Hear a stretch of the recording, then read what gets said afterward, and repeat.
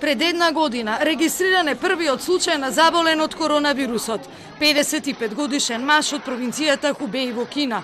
Од тогаш бројот на заразени лица во светот надмина 55 милиони, а повеќе од 1.300.000 почина од последици предизвикани од COVID-19.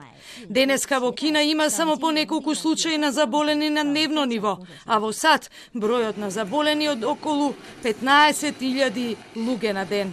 Денеска се очекува Шкотска да објави воведување на карантин во западниот дел од земјата. Ограничувањата на движењето од 4-ти степен подразбираат забрана за напуштање на подрачјето, затворени продавници и најмногу 6 гости и тоа во градината. Британската јавност го споделува ова видео со апсење на престапник на здравствените протоколи во лондонскиот Хайд парк, кој се брани дека не направил прекршок.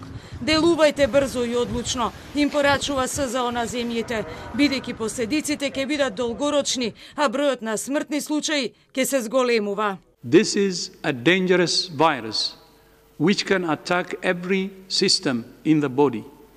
Those countries that are letting the virus run unchecked are playing with fire.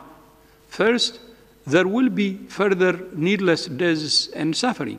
Second, as we featured 2 weeks ago in a press conference, we're seeing a significant number of people experiencing long-term effects of the virus.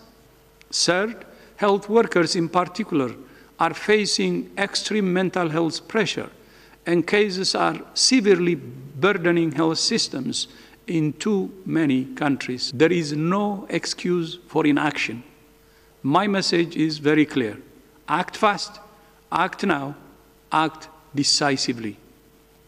A laissez-faire attitude to the virus, not using the full range of tools available, leads to death, suffering, and hurts livelihoods and economies.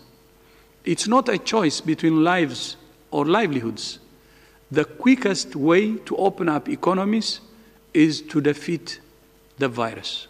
Со засилувањето на вториот бран на коронавирусот во Европа и Шведска, земјата со најблаги мерки воведува нови забрани. Властите им препорачуваат на граѓаните да не одат на забави и веселби, да не посетуваат библиотеки и теретани, а од денеска на сила и забраната за собирање на повеќе од 8 луѓе. Во Шведска, според Волдометар, има 177.000 заболени. Бројот на починати изнесува 6.164. Индија, земјата со рекордни 8,8 милиони инфицирани со COVID-19. Во болниците користи и роботи, кои им ги поставуваат првите прашања на пациентите при влез во болница, со цел контактот со персоналот да се сведе на минимум. The primary use cases is about engaging with the patients, being able to collect vitals as well as being able to get into conversation with them. And then do one of 2 things. One is triage. So there are 2 options we give in hospitals. Either it will be a triaging process where patients can be taken to a specific, like in a flu clinic or taken to another ward. Or we also can do a telemedicine through the robot itself.